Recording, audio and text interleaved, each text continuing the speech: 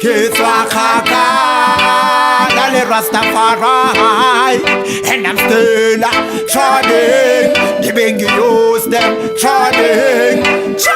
Kitwa Kaka. Reggae music has always played a significant and important role in the resistance, the liberation, and the restoration of Black people's dignity. Reggae music has always centralized itself around Pan-Africanism and Black consciousness. Today, reggae music has contributed in the liberation of countries like South Africa. Today, reggae music needs to be documented and archived and published to the entire world so that they can know the contribution and the impact that reggae music played in the liberation of the people. Greetings, my name is Ras Pablo. Let me take you through the custodians and practitioners of this culture of reggae music. Greetings once again. We are here for the documentation of reggae music. As you know, it's been declared as an intangible heritage by UNESCO to be preserved and documented as well as archived, as it has been carrying a positive message that contributed to social development in many areas. So we are here today with Mpho Ya Badimo. She's a media worker. What she does is that she's a producer for radio shows. She's been producing reggae radio shows. She's a reggae community member in her own right. She's also a radio presenter. Hence, she's a media worker. Remember, so you are welcome on the documentation of reggae music. Thank you, Ras Pablo. Good to be here. Let's just cut to the chase. You've been in the reggae scene for quite a while. Can you just take us through the background of your understanding of reggae music? Yeah. Well, reggae music, as I know, like I grew up in Kimberley, or rather I was born in Kimberley. Yes. That's where I first saw Rastas. Like Kimberley was known for Rastas. I didn't know there were Rastas though, you know. They were just men with long hair, you know, and they played a lot of this music that not everybody else played, you know. And I did not know that they were planting a seed in a way, because that's how I got to first encounter reggae music without exactly knowing it's called reggae music, but you know the sound, you know. And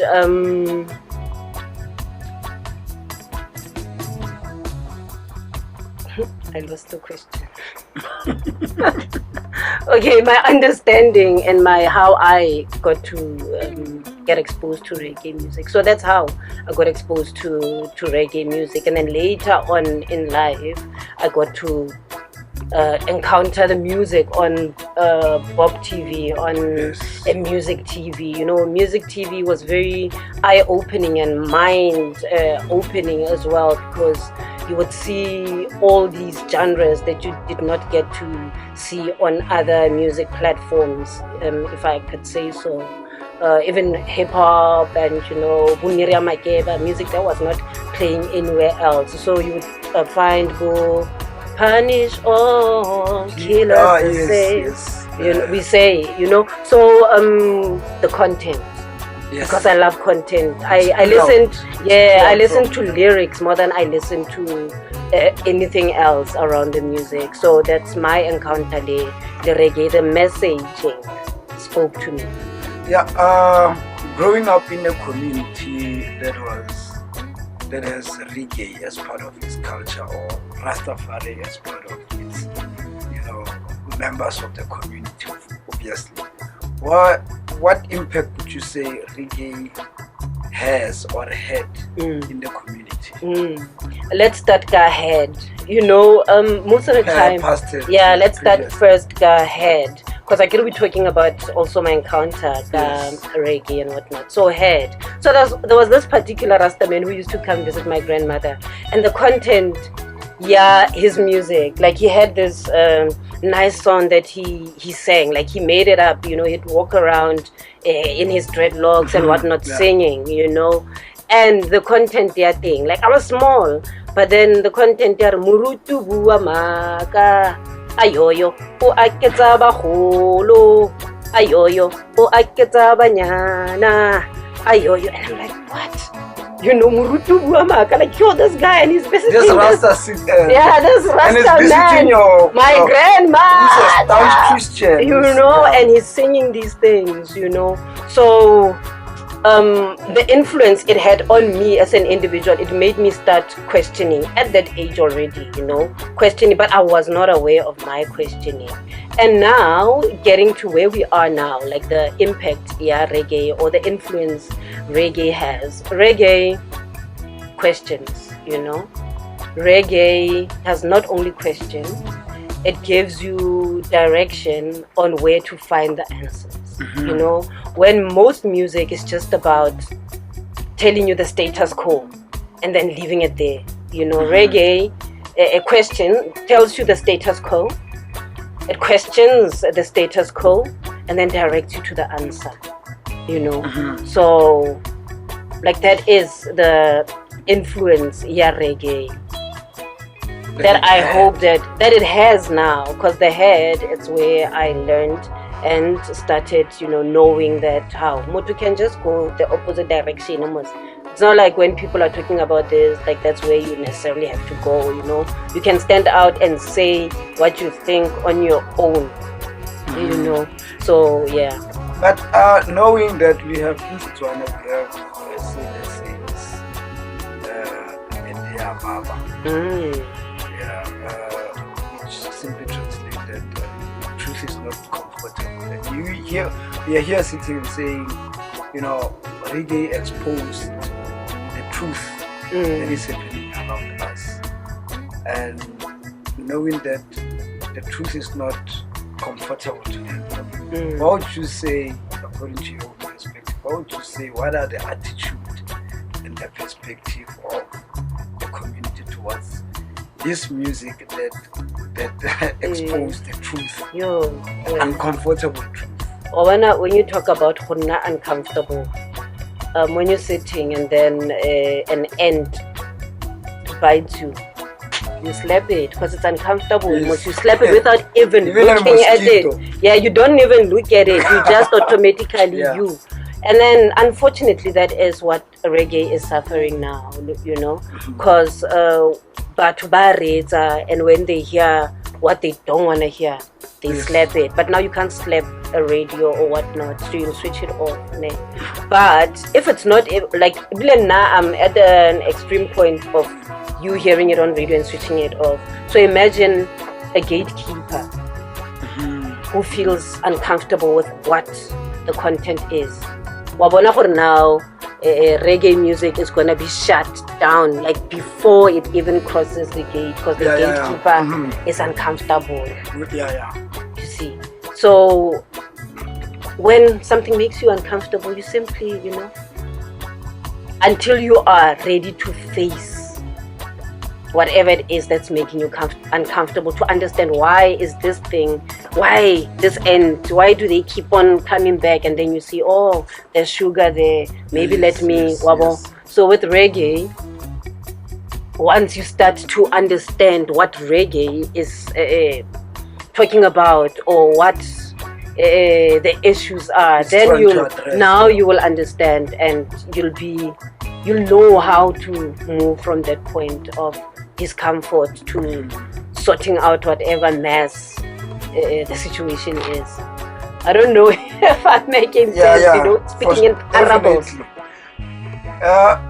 Taking it into account the example that you made, this irritating insect that you keep on brushing away, and in the context of reggae music. So this insect, it's a mosquito. Now there's been misconception of mosquitoes that they spread HIV, such as blood. to the next person. Now there's misconceptions about that. I would like to read this also misconceptions about reggae music. So, what do you think inform the misconceptions, stereotypes? What, to you, in your own view, what are these stereotypes and misconceptions that exist? Correct. Reggae, it's music, yeah. Marabele, maybe you could say, like people that Is are it not though? well, it is, ne? Like it's for people that rebel against the system, but people don't want to mention what reggae or what reggae lovers or what the content their reggae is rebelling against, you know. They'll just say, give music, you are the rebels. So like you are rebelling against something that is good for you. You know. Yeah. So that's a misconception, fela ya gore. Obviously, if you're a person that questions stuff, you know, and then you question how things are done, and people have gotten to a point of being comfortable with how that discomfort is. Because I mean, as a black person, like you can't tell me you are comfortable anyway, you know. You are not comfortable, but the discomfort, a comfort zone in a way, like you are used to this buzzing sound, yadi, whatever, like you are used to your discomfort. And you don't want to do anything about it anymore. Because you've seen people try to do something about it, and you know where they end up. You know, so you don't even want to you know, you don't want. That's why really older people are the ones that are more against the music, because you don't want your child to go through what you saw whoever going through. Oh, they killed Steve people exactly for these things that you are saying. Message that is in this you know, and I want you to live, my child. You know, rather. When I dress guy your blazer, like, you know, brush your hair, don't, you know, irritate anybody, don't agitate it, just, you know, don't talk about ganja, you know. And also the connection here ganja, because, you know, for long people knew ganja as a drug. You know, I don't understand how they got to think that though, you know, seeing it like that, you know, understanding where it comes from, how it is, you know, I don't know how it got to people believing that, you know. So those are most of the misconceptions. And once you listen to reggae, you're gonna leave your job and start talks about slavery, and then you're gonna wanna sit under a tree and, you know, just live a simple life. Misconceptions, you know. And because people are comfortable with Christianity, you know, so now reggae music questions, you know, a lot of things, and it's a response to slavery. You know, so, and that is part of, like, people don't want to, they don't want to be uncomfortable, they don't want anything to be out of place. That's why the hair also needs to be like, they don't want anything to look like it's not within. It's like if you can make an example with Zimbabwe, when they stood up against the imperialist government and they put sanctions on Zimbabwe, so it becomes uncomfortable to talk about land because we don't want to be like so reggae is the Zimbabwe of music. Yes, you don't want to in be Africa, with it because now, if talking about that, bringing it into media, today we see there's reggae music on playing on mainstream media like radio, but of course we are aware that there's a limitation of reggae music playing. It's either it plays on a show on Saturday or sometimes during the week at very late at night, or even in other radio stations they completely don't play radio station. What's your view about it being a media worker? Why is it that, you know, reggae music can be afforded the same opportunity? Of course, we're not talking about that one that's response to slavery, that make people uncomfortable, that talks against Christianity, politics, things that will mess up the world. But, you know, you have reggae live songs, you know, one love. Why is it that, you know, reggae music can be afforded the same space as other genres? Like that question, like we're talking earlier when I said, when I spoke about blackness, or is there a black person that's comfortable? Like reggae represents blackness, you know, and as we see Fela, like in the world, as the world is, like anything that speaks to that gets shied away from. And also there's this belief that you give people what people want, and because people hear other things on high rotation, maybe people believe that. Also, no, let me just take it to this point. People maybe associate reggae with rastas, and then they feel maybe there's not many rastas, so there are not Why many would you play music of a minority? Yeah, like who's gonna be listening to that? Most people are into gospel music. So thinking Most reggae people- is meant strictly for rastas. You know, so maybe those are some of the, because, well, you know my story, like wherever I go, you know, within the media spaces, I try to ensure that, you know, reggae is there and it's well represented, because I worry about representation. Playing reggae is one thing, but representation as well, you know, because you can play reggae, you can be a reggae show, or you can be a show that plays reggae. Like those are two different things. They sound like the same thing, but they are two different things. Like you can be a show that plays hip hop, and then you can be a hip hop show. Yes. You understand that? So it means when it is a show that plays reggae, like the representation is not there. It's just this person who's there. So would you say we have shows that play reggae more than reggae shows? Yeah. Like there's very few reggae shows. But there's a lot of shows that plays reggae. Yeah, but there's And it's meant like to be their reggae shows. But then it's just a show that plays reggae, so the content doesn't speak to the music. You understand? Like the content of the show doesn't speak to the music, so it does not give an overview of what this music is about. You know, because the person who's playing it is just playing music, a song, like you would play Whitney Houston song and then you would play or whatever, and you know, so with reggae it needs a bit of a commentation. Somebody who knows and understands the story, somebody who understands the black condition as well, you know, because you're gonna pick up the lyrics, you're gonna pick up what the story is about, and you'll be able to, you know, give it to the people with savor synth, and not just throwing it to the people. Let's seal our discussion with this one. The position of reggae music as it is right now, in terms of whether it's growing or not growing. Let's talk about the successes and opportunities of the growth of reggae. It also talks about the challenges of people and obstacles that, you know, deter reggae music from developing. Is there any successes? Do you think there's any successes and opportunities for the growth of reggae in this era of this new music that's emerging? As long as there's young people doing something, it shows that that thing is not dying, you know.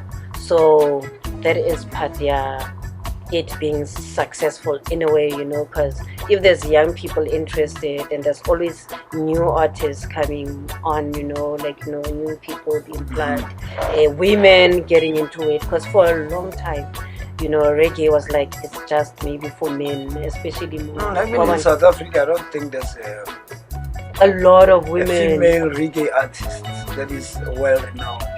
like Bunkuli Dube, that they're trying to get there, you know, like women are always trying to, you know, they're not there yet, but so it seems like it's a male dominated thing, and when things are one-sided, they don't easily grow, you know, because there's a touch that women bring to whatever thing, there's a touch that men bring, so like things they talk about. So as long as people are doing things in their silos and whatnot, it's not easy for it to show growth, because you can grow there and there like mushrooms there's lots of them, but then they're growing like, you know, hakala, They don't make that much of it. Yeah, so I would say Yahola. Also, let's look at the issue of language. For a long time, reggae was done in English. in Patois, in Patois. Pidgin English. Yeah, so it was done in Patois, and now people are starting to do it Kabo Sizulu, Kabo, and more Kabo Setswana, and people are starting to get onto that bus, like hip hop. Hip hop, when it was done in English, people were called "Yo my man" and Yeah, my whatnot, man, because my we did nigga. not relate with you, my nigga. Yeah. You are there, you are Why something America? Your else. So meditation reggae, yeah. So reggae was about. So you read with It was reggae Jamaica-ish. when you are patoring it. Seems like you're in the Caribbean island. Yeah, like Khopola le Pina ya ga Mahlatini. Remember, yeah, love with her. Like when it starts, honale way that lady's twerking. Oh, here's Rasta, Rasta, umele Jamaica. Wabon. So it was that thing that is kwa. So now that it's done in Setswana, Tswan's Hall, it's done in Zuluka, Zulu Mafin, it's done in Kasxhosa. It gets closer to the people, and then now it gola better because now re kgona go relate even the content. We can even use our proverbs because language is a very strong thing. When an older person out a proverb in a song, ke nagantse ya ga Shanti Natural, ke kgole ya pula e bofa. Yeah, so you understand it. Like you can even imagine kgole ya pula, how do I bofa ya bofologa, so it makes sense to you. So it's easier for you to like it or to wanna hear more, to relate to it, So in that manner, yadi language and whatnot, I think I would say it is growing. What is hindering it from like the successes? I think unity, like working together. Yeah man. Does wonders, honestly. So as long as people are doing things in the silence, it becomes harder for it to get out there. Kitwa kaka dale Rastafari, and I'm still trotting. The Bengi use them trotting.